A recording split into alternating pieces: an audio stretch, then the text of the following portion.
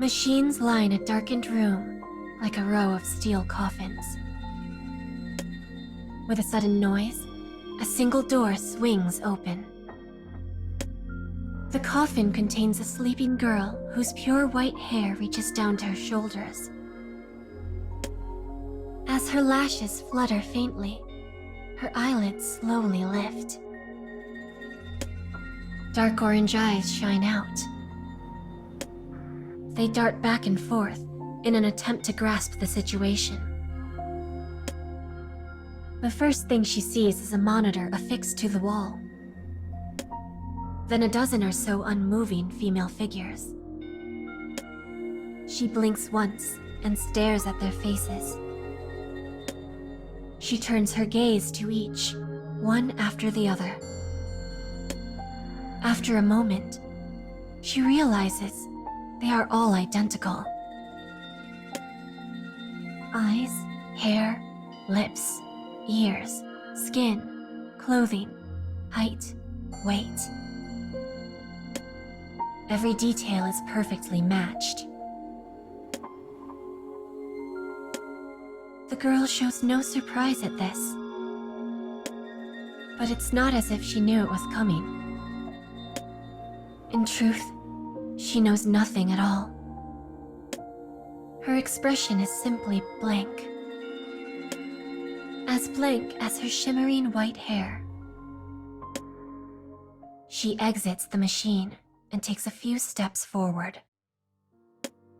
She passes the other girls and comes to the center of the room, then looks around again.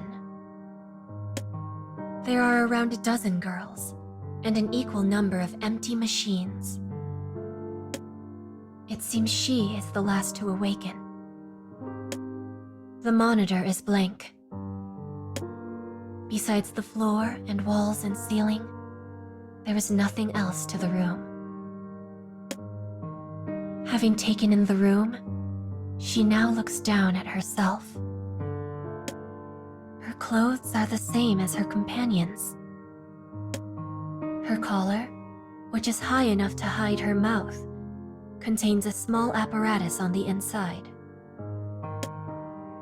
The girl turns to look at the monitor.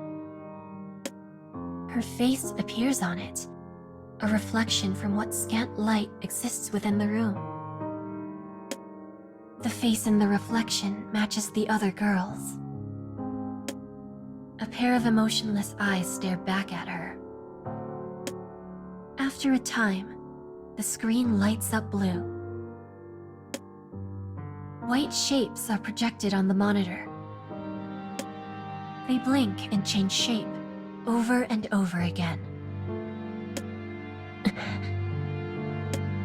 The girl understands nothing. She simply stares at the dancing figures on the screen. Suddenly, the apparatus in her collar springs to life, accompanied by a high-pitched sound. The moment it does, the girl's consciousness is flipped upside down. Voices ring in her head. Scenery dashes across her vision. Information flows inside her like a raging river. Her head feels hot. The hallucinations link together. Images become words in her consciousness as they burn into her mind. Voice, color, pain, light, heat, form, shadow. Voice, color, pain, light, heat, form, shadow. Voice, color, pain, light, heat, form, shadow.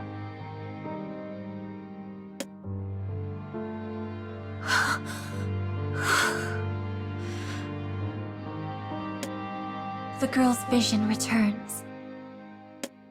Her breathing remains ragged, her footing unsteady. But now she understands. We are weapons. She brushes aside her sweat-slicked bangs and directs her attention to the monitor. It contains writing in stark white letters. 11th forced memory conferment successful. Weapons built from plants or animals are known as living weapons. In the case of these girls, they are based on a single human. From the time they were born to the moment they woke up, they were implanted with the instincts of a weapon and administered drugs that forcefully caused them to mature.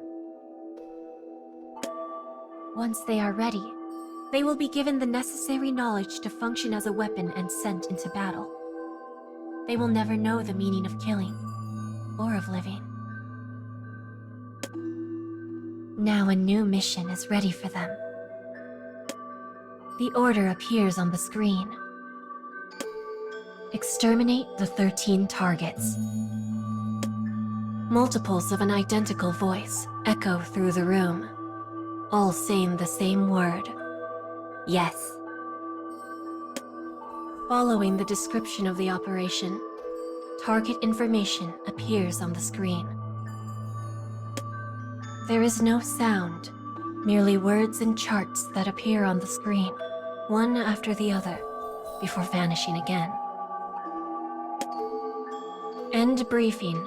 Commence operation. With that, the monitor goes dark once more. With the blue light gone, the room is again plunged into shadow. A white light pours in, tearing the gloom apart. A portion of the wall moves, granting a view of the outside world. A black van appears in the light. The girls begin their operation, piling into the vehicle with perfectly synchronized footsteps.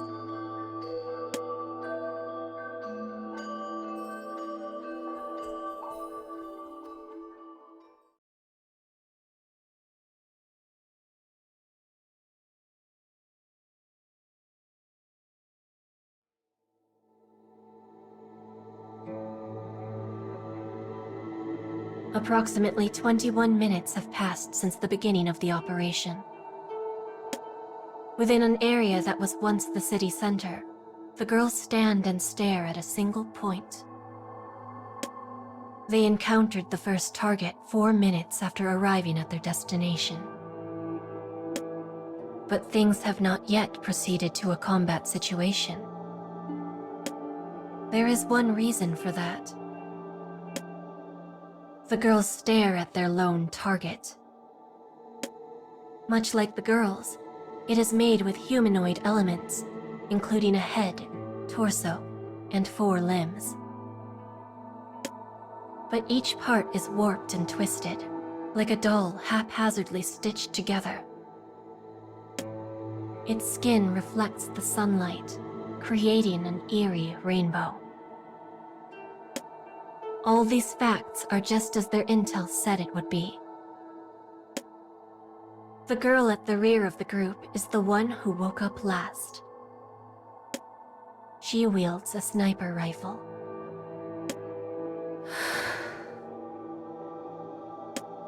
She peers down the sight, checking on her allies.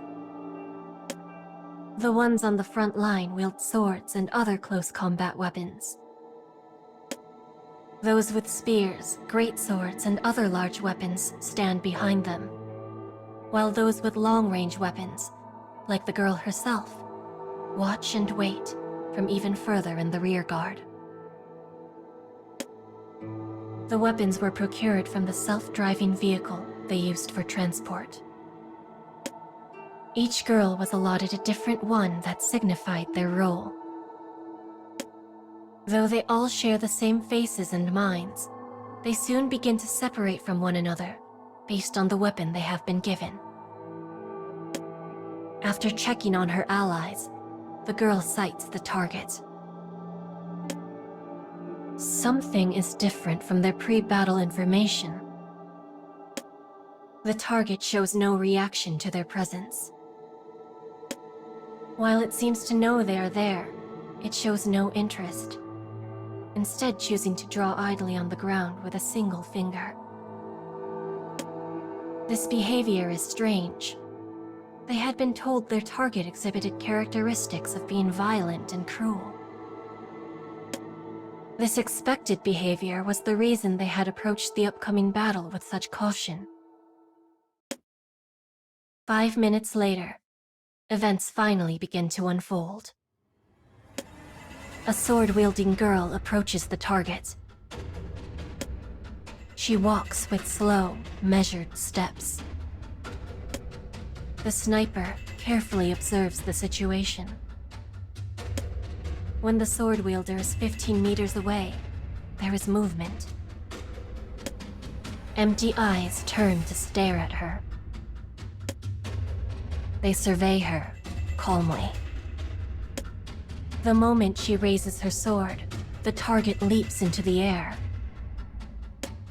The battle has begun. The target twists in the air and uses the speed of its fall to slam its arms down on the sword wielder. She blocks the attack with the blunt edge of her weapon. A cloud of dust rises in the air at the impact. In the midst of it, the girl's eyes glow red. Empty eyes lock onto a crimson gaze. Both are shaped like humans, but both are false. A red light zips around within the dust. Blows and parries are traded with inhuman speed. Attacks collide. The red light stops. The dust slowly settles, exposing the pair. The sniper takes in a short breath and holds it. She pulls the trigger.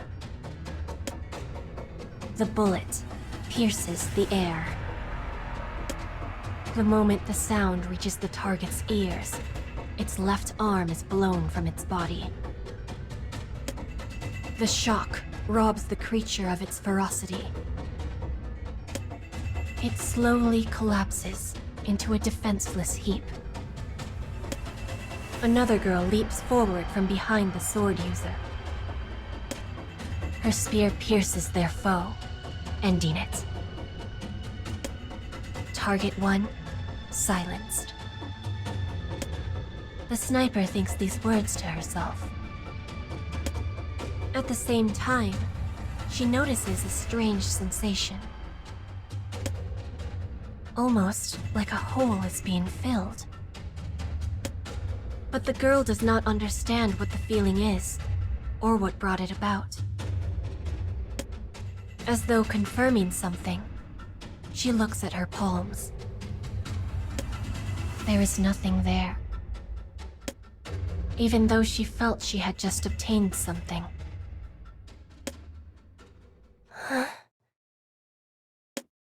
She readjusts the grip on her rifle and stands. With the strange sensation still in her chest, the girl and her companions set out for the next target. In front is the one who wields the sword. The roles given to them in battle had led her to assume a natural position of leadership. The girl in front looks down at her palm as they walk. She also does not know the source of her discomfort. What they feel is not joy in victory, simply excitement that their perfectly coordinated actions have led to success. But the girls do not yet understand that.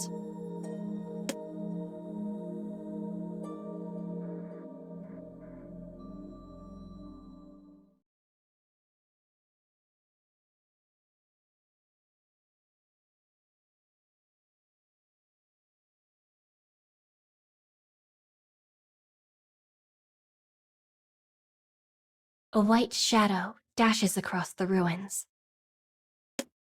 The girl runs silently. Ahead, her companions are locked in battle with a mighty foe. If her hurried footsteps make even the slightest sound, the operation will end in failure. Yet, if she slows her pace in hesitation, there would be many casualties. What's the best plan of action? The girl runs. She wipes her bloody hands on her sleeve, adjusts her grip on the rifle, and increases her pace. They encountered the mighty foe 15 minutes ago. They had just eliminated the 11th target when it happened. Calamity itself rose up above the ruins of a building. It stood nearly 10 meters high. Its body was a natural, an image of the human form, but forcefully stretched and enlarged, with skin scarred like an old road map. It was a mutant. A being that had somehow gained characteristics which typically did not exist in their kind. This information was shared with them before the battle. But while they expected the mutant target, they did not expect it to appear with such speed. The mutant fell from the sky like a meteorite, crushing one of the girls on contact. Before the group could even register this fact, it had felled another of their number. The girl's blood rained down across the ruined city. The mutant's empty eyes towered above them. Which brings us to the present. While the group successfully reorganized their formation, the battle has not yet turned in their favor. Dodging the mutant's constant blows, the girls deliver their own. But their blades cannot pierce its thick skin. Their movements begin to slow, exhaustion taking hold as attack after attack comes up empty. But then, the sound of an explosion from behind the target. The unmistakable percussion of a sniper rifle. A large bullet pierces the mutant's neck, causing the massive figure to stagger. But it quickly recovers. The bullet's path becomes another scar. As the girl loads another bullet in the chamber, the mutant makes a slow turn to face her. Which is exactly what she wants. The human body is covered with soft muscle and skin that stretches and contracts as it moves. And the larger a body is, the more that muscle and skin is forced to move and contract, and to stretch thin. The scars on the mutant's skin are places that have been damaged from this constant stretching. It was the sword wielder who first realized this. As the mutant turns, a scar tears open on its lower back.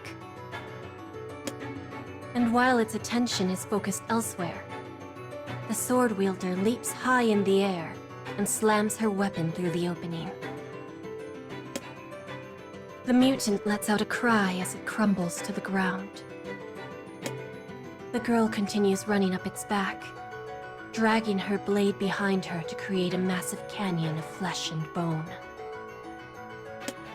Blood fountains from the wound, painting her red.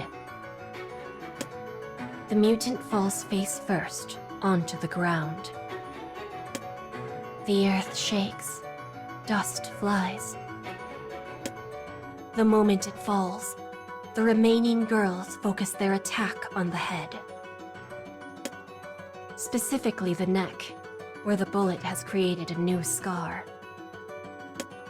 The sniper fires again, creating a new furrow in the creature. The rest of the group attacks this new opening with relish. The mutant shivers. It howls. Its fingers contract, convulse, and then, finally, it moves no more. Watching from a distance, the sniper releases her grip on the rifle and lets out her breath. The purpose of holding her breath is to steady her aim. It is only natural to exhale after the shot. But this time, it almost sounds like a sigh of relief. She shoulders her rifle and prepares to rejoin the group. But before she can move, a sound erupts behind her. It is the 13th target. It had emerged from the ruins close to the isolated sniper, and now tears out her windpipe. Blood mists across the air. Crimson spreads over the ground.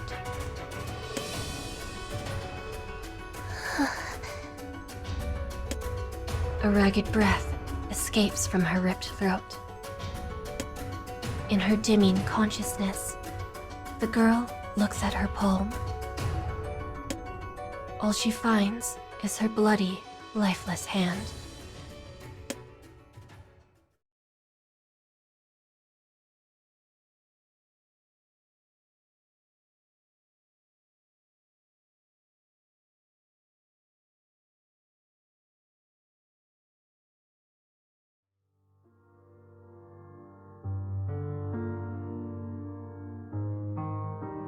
And so, the 13th target falls.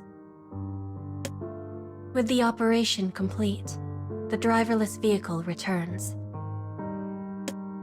The armored machine carries the group back to the place where they first woke up. It is dark in the vehicle, and featureless save for slots to store weapons and handrails along the sides. It is the typical construction for a vehicle that carries weapons. The automobile motors across the wilderness. The girls sit on the floor inside. A full half of them do not make the return trip. The air is filled with a scent of metal and oppressive silence. The weapons on the wall still drip with blood.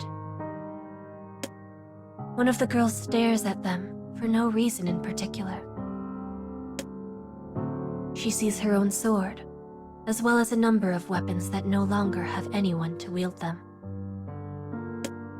Some of the slots contain nothing at all, their weapons having been too damaged to recover. In particular, many guns are missing, and the largest such gap is one that used to hold a sniper rifle. A thought crosses the girl's mind as she stares at the space. There is a hole that will never be filled. The journey continues. No one speaks.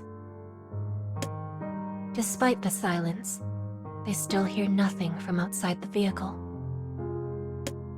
Finally, the girl stops staring at the weapons and closes her eyes.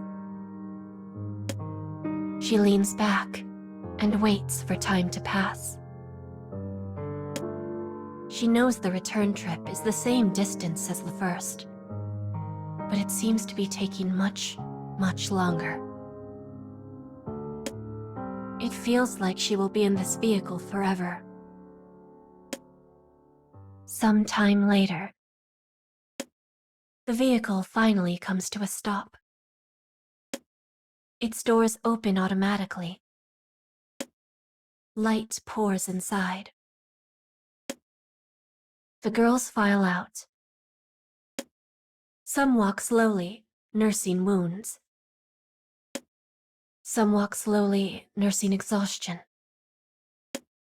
But the girl who had her eyes closed does not move. Instead, she remains in the vehicle and listens to the footsteps of her companions slowly fade into the distance. Once that sound is no more, she opens her eyes, forces herself to her feet, and steps out. The moment she touches ground, the sound of the large doors closing begins. On a whim, she turns back to look. She sees the wall of weapons slowly disappear.